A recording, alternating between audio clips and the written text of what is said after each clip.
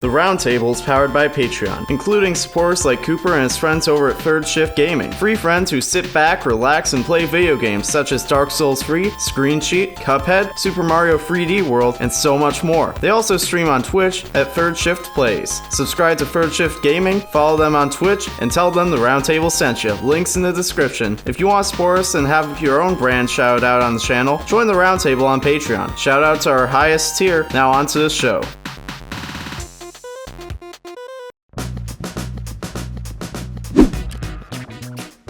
Eclipsa is not evil. That's what we're talking about today on Mewni Mayhem. Ever since the end of Season 3 aired, a lot of people are under the impression that Eclipsa may have a secret plan, that her alignment truly is more to the dark, evil side, that regaining the wand, regressing Meteor back into an infant, then immediately going to the monster temple and freeing her monster-loved Globgor was all a part of some evil plan. That Eclipsa orchestrated everything perfectly, and Star was none the wiser. And I strongly disagree with this idea. Not only does it go against one of the strongest subplots in Season 3, i.e. Eclipsa Butterfly and her alignment, it's just really contrived and disregards the context of a lot of scenes. So allow me to present my refute against everything that happened being Eclipsa's master plan. So first, I think the biggest question is, why did Eclipsa go to Globgor only after Meteor became an infant again? Seems pretty sketchy, right? Well, actually, no.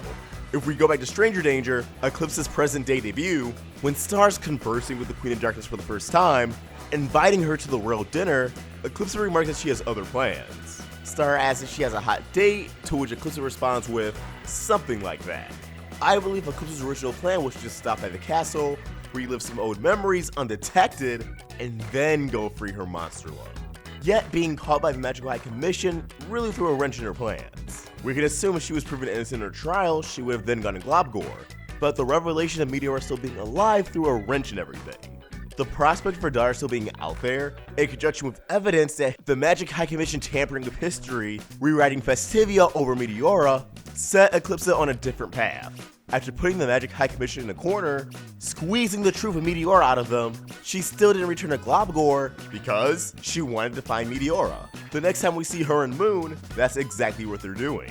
But by that point, it was already far too late. Meteor was out sucking souls, taking names, and growing exponentially in scale, and thus becoming more and more dangerous. It was only after Meteor survived that Eclipsa realized she had no other business left here. Things worked out the way they did out of sheer luck.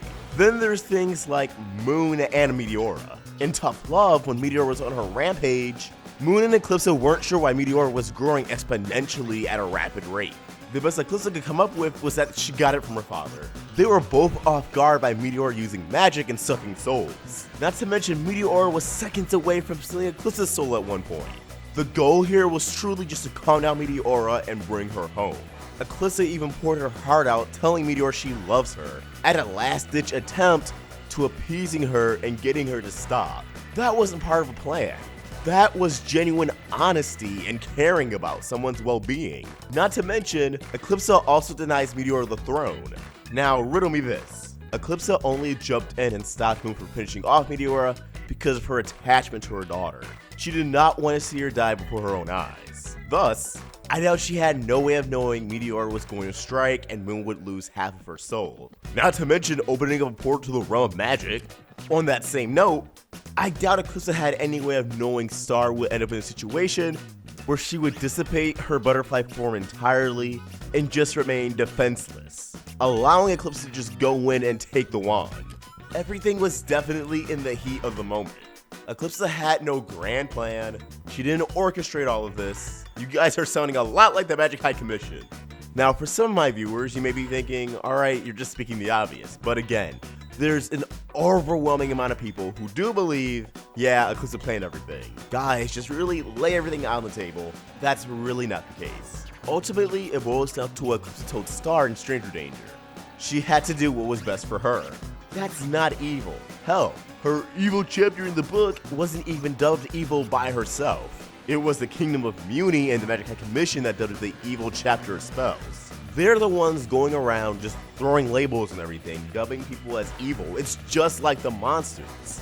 In fact, their bias and prejudice against monsters despite being monsters themselves. I mean, have you seen the Mewni's puberty forms? Yeah, yikes. Eclipsa going off of a monster is her strongest compelling reason for why she's evil. Because in their eyes, okay, monsters are evil, Eclipsa fell in love with a monster, therefore she's evil, but we know that's not the case. And I know there are sketchy things like Eclipsa knowing secret passages in the castle, or the amount of time that passed between Moon falling asleep and Eclipsa pulling her out of a tight spot in the episode Total Eclipse of the Moon. But guys, from a writing standpoint, I think that was all genuine misdirects to keep us guessing up until Tough Love, where Eclipsa was put in a desperate situation and her true colors had to be shown. And those true colors showed me that she really isn't evil. She wanted to just be a mediator, but things did not work out that way. Not to mention, as something we referred to before, with Star losing a lot of her magic, one of the directors, Sabrina Catugno, even said she felt as if things went down differently, that if Eclipsa didn't strike down Meteora and regress her to an infant, that Meteora would have just kept destroying everything, and that eventually Eclipsa would have talked her down. Eventually. So yeah, at the end of the day, she just wanted to stop her daughter. And above all else, she wanted to reunite her family. Now you could argue, why didn't you get Globgor to stop Meteora? Eclipsa does seem like the romantic type. What seems better?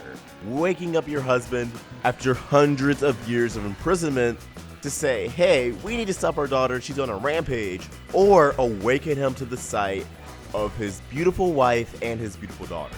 Frankly, I think Eclipsa was going to go for the latter. And who knows, Globgor may have caused more destruction, maybe even joined Meteora, than just calming her down. But that's really everything I have to say. Eclipsa is not evil, she does not have a master plan, it was just all luck.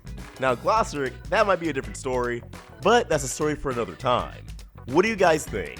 Do you still believe Eclipsa is evil, or do you agree with me thinking, okay, yeah, that actually sounds like she wasn't so bad? Despite that being the point of the season, let us know in the comments below, or tweet those thoughts directly to me at AwestruckVox, or at the Roundtable on Facebook, Twitter, and Instagram, all at Roundtable Vids. You can also leave your thoughts on Stardust, and we'll feature your thoughts at the end of Mewni Mayhem.